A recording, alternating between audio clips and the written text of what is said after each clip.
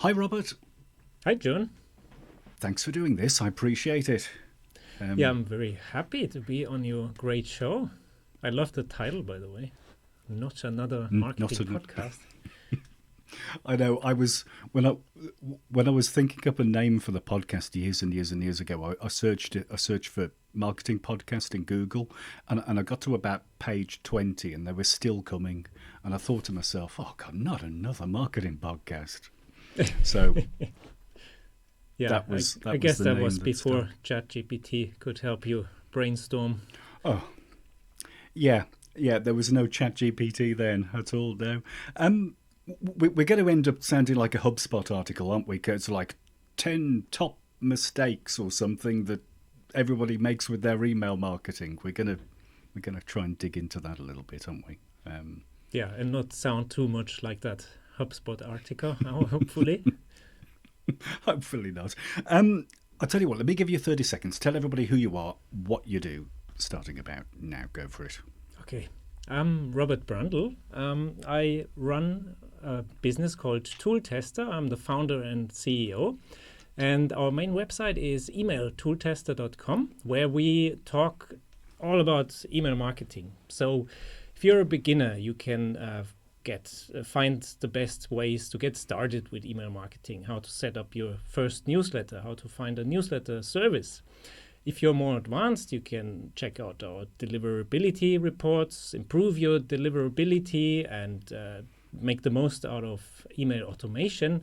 So we have a really complete offering of everything connected to email marketing. That's what we do, in short. And I think folks do need a bit of help with email marketing, don't they? It sounds simple because I think we've been doing it for a long time. We've been sending out that weekly newsletter in the 1990s sort of thing that we did. So it's something which has been around a long time, but it is actually quite a skill to get some good results out of email marketing, isn't it? Yeah, it's both technical, a technical challenge, and once you've mastered that, you still need to send something people are actually interested in.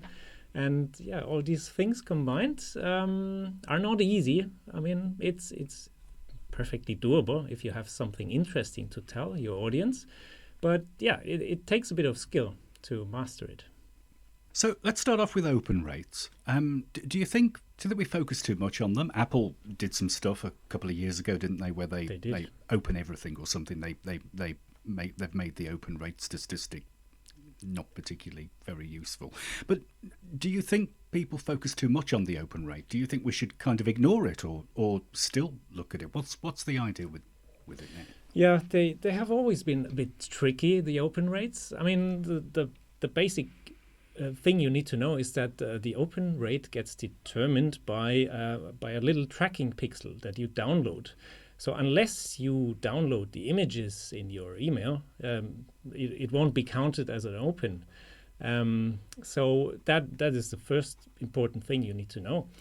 And these changes with Apple, they don't make it any easier because now people on Apple devices, they automatically download all these pixels and it counts as an open from, I think, California, which is, of course, it won't help you with your reporting because it's going to be higher than it should be.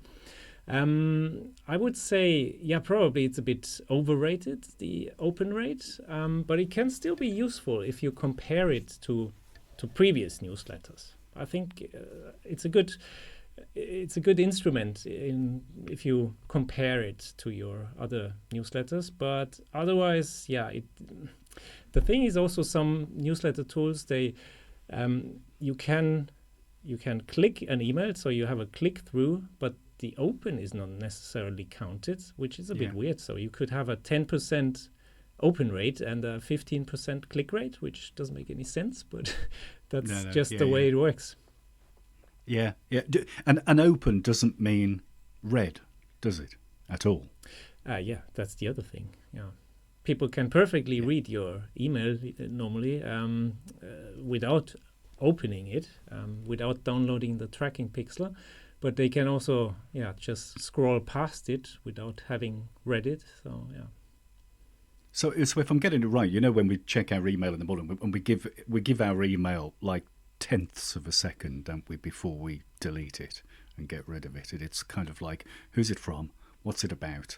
And then that decision to delete is just like instant, isn't it? Right? Yeah. So if you're scrolling through your inbox, just going delete, delete, delete, delete, delete. If by any chance you hover long enough for that pixel to download, that's an open rate, even though somebody's deleted it, right? Yeah, absolutely. So it's a complete waste. Well, is it a waste of time, or should we just use it as a baseline statistic, do you think? Yeah, as I said, in comparison to your previous newsletters, you can see some trends. If your open rate is going up all the time, it's good. It's a good indicator. If it's going down, then maybe there's something, especially in combination with the click-through rate. If both of these metrics are going down, I think you should try to improve something in your email marketing, either sending out different content or focusing more on segmentation to address the right audience. There's lots of things you can do. So what is it about an email that makes somebody open it and engage with it? Is there something there? Yeah, the holy grail of newsletters. I mean, it really depends on the goal of the email or a newsletter. It doesn't always have to be a newsletter. I mean, if you're sending out a promotional email, one important thing is really to have a clear call to action, that there's something that this message wants to communicate, and where the recipient also knows what they should do in order to get the desired result. And that's something people unfortunately sometimes forget. They are a bit unclear, and you don't really know how to take advantage of the offering. Then sometimes people they put too many things in the email, that it's just as you say, people, they want to. Very many people see their inbox as a to-do list, and they just want to delete. It's another one done, and you have to somehow stop that. And if you're throwing everything at them, like 5 different topics, it can be overwhelming, and people just they don't read it at all. So that is a common mistake as well, I would say. Is the subject line and the from name really important? I mean, is that the thing that gets it open, do you think? It is. I mean, the from name, people need to have a positive connection to your brand. Otherwise, I mean, there's little trickery you can do with the from name other than sending useful stuff every time. But the subject line, that is really something where you can score bonus points. If you have usually the subject lines that are not too aggressive, too promotional, they work better. So if you're a bit more neutral, otherwise people just think you're gonna want to sell them something, and they just delete it without opening the email. That is also something you should A/B test, ideally. That is also something not many people do, because that can really give you interesting results. And that's also how I found in my testing, that the less aggressive, less promotional subject lines usually do better than the promotional ones. Yeah. I was with somebody a few weeks ago, and they had always sent their emails out, and the from name read the sales team, from the sales team. So we changed it. We changed the from name to Becky from, and the initials of the name of the company, whatever it was called, and instantly more people opened it. Oh, yeah. Instantly. I mean, the sales team could be anything from any company. That is obviously a big mistake. That using a person from company, that is usually a good approach. Makes it more personal. But then that someone should also sign the email and write it in a personal tone. I think that's a good approach. Yeah. What about these generic email addresses as well, like sales at, info at, inquiries at, no reply at, which is horrible? I don't think too much is wrong with the sales ad or info ad. If it's still in a personal way, written in a personal way, the no reply I would avoid. That is pretty bad practice. I mean, you could always put up an autoresponder email. If you answer to this email address, that you get an email that tells you where you should send your email. I think that's better than outright telling them no reply. We don't want to talk to you. That's. I know. It's like, please don't reply to me. We don't want to hear from you. We've just sent you an email wanting you to buy something, but we don't want to hear from you. It's crazy, really, isn't it? Yeah. You mentioned call to action buttons. Again, one of the things I always like to talk to people is say, what do you want somebody to do next?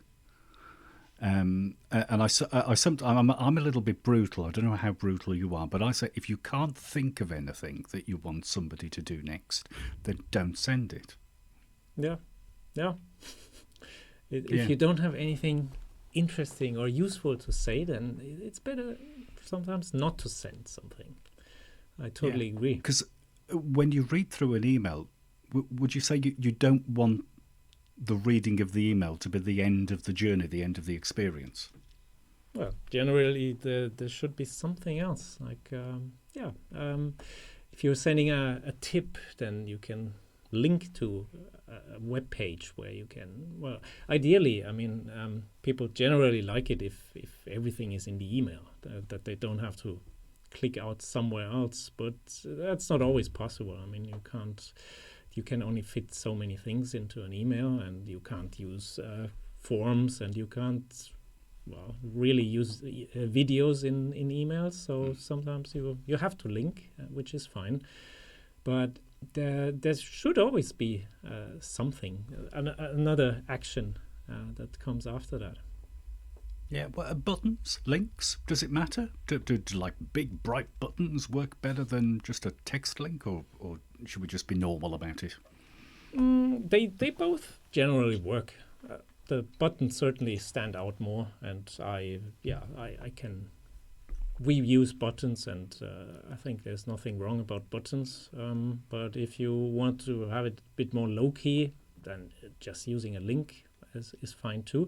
If you want to make the email very personal, as if it had been sent from your personal Gmail inbox, then you can also just use plain text and add the link in the URL. That's also okay. Does the email marketing tool we use matter, do you think, or is that more for administration, for workflow, for how you like to work in the office? I suppose does the actual producing the email, sending it, do you get better results with better tools, for example? You're asking a question there to the email ToolTester. I would agree. I would argue that yes, it does matter, the newsletter service you choose. There are many aspects of it. I mean, let's start at the pricing part. There are certain newsletter tools that charge you by contacts, the number of contacts you have in your database, and there are other newsletter services that charge you by the number of emails you're sending. So if you're the newsletter services that charge you by the contacts, they usually include unlimited emails. So if you're sending a lot of emails every month to the same people again and again, then that is usually better for you. If you're sending emails infrequently, then that's that paying by the email might be better for you. Then you have different features, of course. Some newsletter services are very good with automations, like Active Campaign, for example, GetResponse. They have very advanced automations. They're extremely good at that. If you don't need that, then why would you need to pay for these expensive services? You could use something like MailerLite or Brevo, although Brevo also has pretty good automations, for example. So yeah, it does make quite a difference in terms of pricing, in terms of features, in terms of deliverability. We see quite some differences in terms of deliverability between the different providers. Typically we see ActiveCampaign and MailerLite being extremely good. MailChimp also pretty good in terms of deliverability. So meaning that the emails are less likely to go to spam when you send them using one of these services. Of course, in the end, it also depends on your own email marketing and the reputation you build up. So it's not all down to the newsletter service, but it plays a role, especially in the beginning when you're getting started. You'll see usually better success with a newsletter service that has a high deliverability rate. So yeah, and I mean there are many other aspects like support. Do you want to have phone support, for example? Because there are not that many newsletter services that even offer phone support these days. Most they just use live chat, which works fine for me, but I know from my experience that it's not the preferred option for all the users. But yeah, I guess you get the point that there are significant differences. Yeah, is it good to kind of like make a list? Because I'm thinking about if you've got like, I don't know, you got like 500 people on your contact list. You're a small business, tiny business, and you just want to contact them once every couple of weeks or something. You don't need A/B testing is going to be useless for you because you only got 500 people. So there's no point in having that. You probably or might not want to be segmenting people an awful lot because you just don't have. You might have some segmentation in place and end up sending an email to 15 people, which again is completely pointless, isn't it? So do you think it's a good idea to kind of make a list of what you need and where you're at, and pick a tool that way? Yes, absolutely. Yeah, you should really be clear about your requirements, what you're looking for, and then also try out several newsletter tools because almost all of them, they offer free trials, and some even offer free plans, like permanently free plans with up to 2,000 contacts that you can send emails to for free. So that is always a great option. Of course, you shouldn't just spend all your time in testing because, in the end, you also want to get started with email marketing, right? Let you do the testing. You can do all the testing. Yeah, that's what we offer. Yeah. What about CRMs? Is it worth sometimes looking at your CRM to do some of your marketing automation? If you're using a CRM already, usually they have email marketing tools built in. So if you're happy with that tool, then why not? I mean, HubSpot, for example, they have a newsletter service built in. Bravo, they are a newsletter service that has a CRM built in. It's a bit the other way around.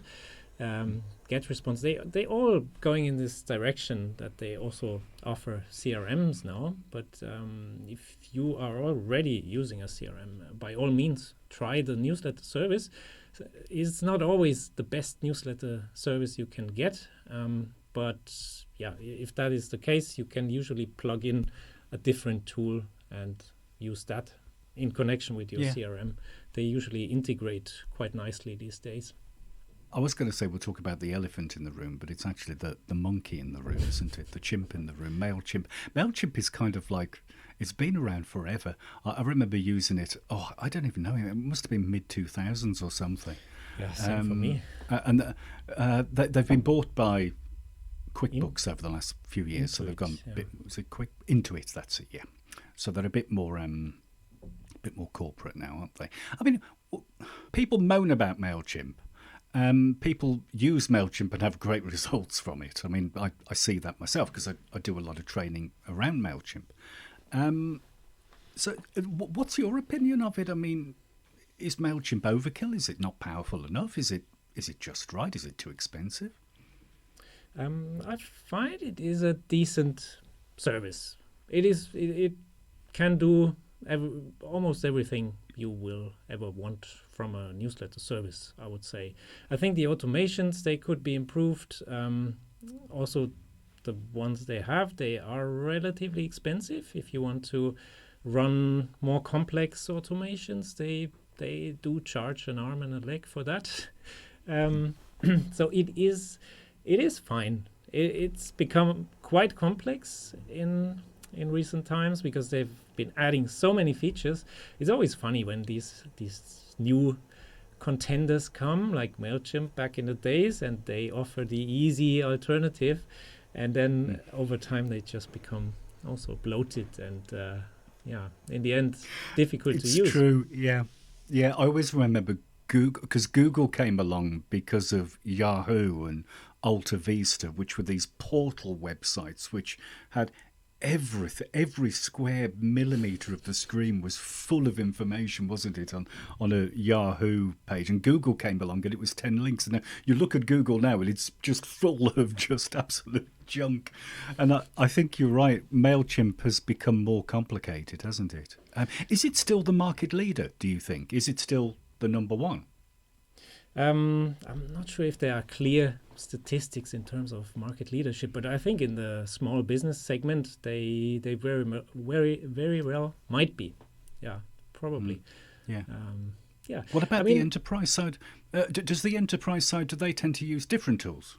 Yeah, the enterprise side. I'm not super familiar with the enterprise side, but there's things like Salesforce, Oracle, I think these really big tools where you need a whole team of consultants to get started. They do. Although, I heard of some companies who use a big CRM and then they plug in something like MailChimp or ActiveCampaign. That's also possible because sometimes these specialized tools, they are just better than the ones that the CRM is offering. If I come at this from kind of like an agency point of view, do all of these tools you look at, do they offer the opportunity for, say, marketing agencies to plug in multiple contacts? Because that's one thing I do like about MailChimp is that you can be an agent, a marketing agency, and you can launch your MailChimp and you can have like all your clients just within the same interface and just switch between them, can't you? Yeah. Do most tools offer this, do you think? I wouldn't say most, but there are quite a few. I didn't look this up, I have to admit, but there are a couple of them who also use white label solutions, and you can do your client management with them. So yeah, that's definitely possible. Do you think we should analyse our email marketing a little more than we do after we've sent it? How long would you say we should give it before we start looking at the results of an email? Some folks say 3 days and then that's about it. You're not going to get any more. Others might say give it 5 days or 7 days or something. Where do you sit with this? I would say 3 days is fine. Usually after 2 days, not that much is happening anymore. So I think after 2-3 days you can confidently say whether an email was successful or not. And it is pretty straightforward. You have to see if you had links in your email. Sometimes you don't have many links, then your click-through rate will be low.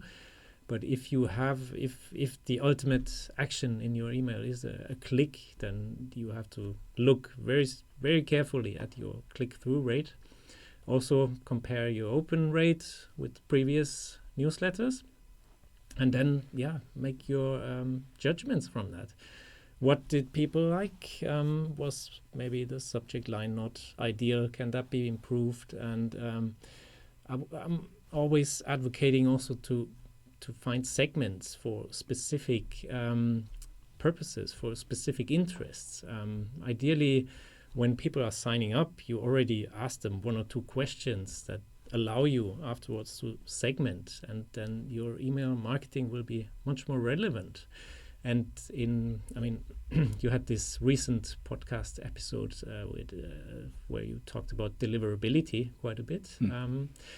And that all plays into it. If your results are consistently bad or underperforming in comparison to the rest of the market, eventually your deliverability will go down the email providers, they won't put you in the inboxes anymore, but send you to spam if they can't detect any interest from your audience or any actions from them. So it's extremely important to analyze your results and to keep improving it. I mean, it is quite a luxury to have all that data, because in the past, when you sent out, I don't know, mail, advertising via mail, you didn't have that really. So you should really take advantage of that.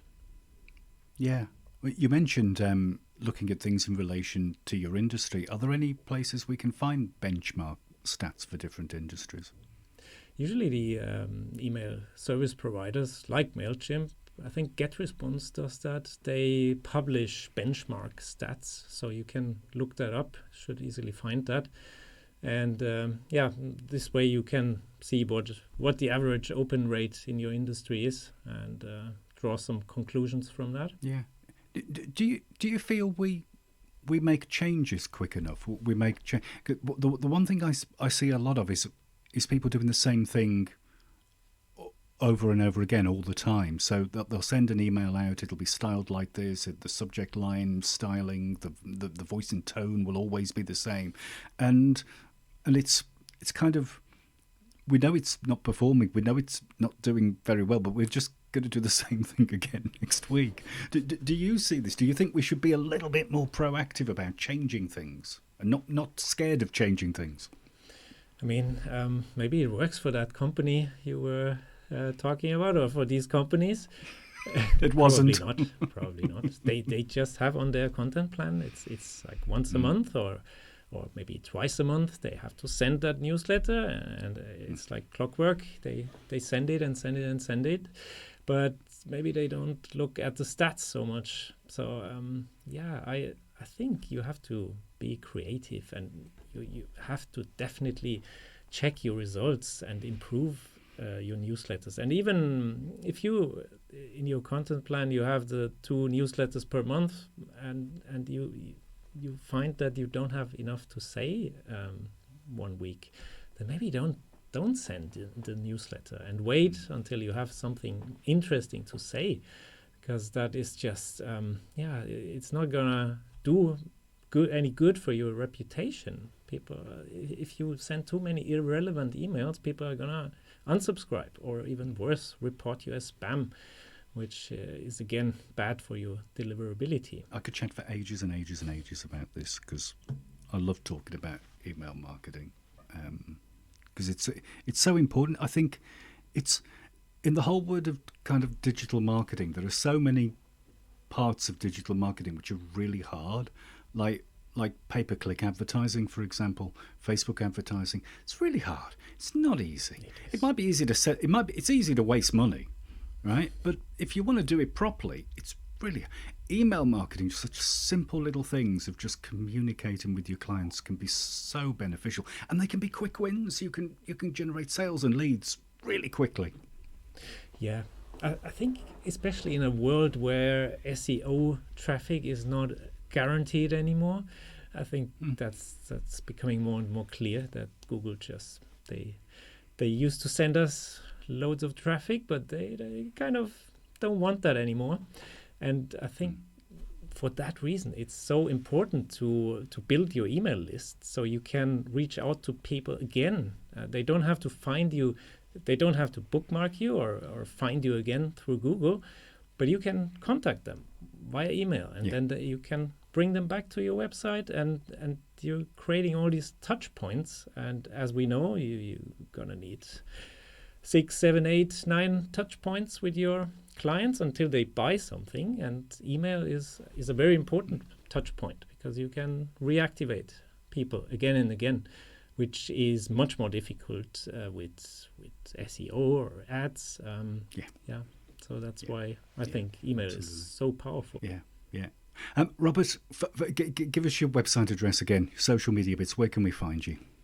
It's email.tooltester.com, and you can find us on all the usual channels as well, social media channels. We have quite quite a big YouTube channel, which is under the handle ToolTester, where we have another website where we test website builders and more website-related tools.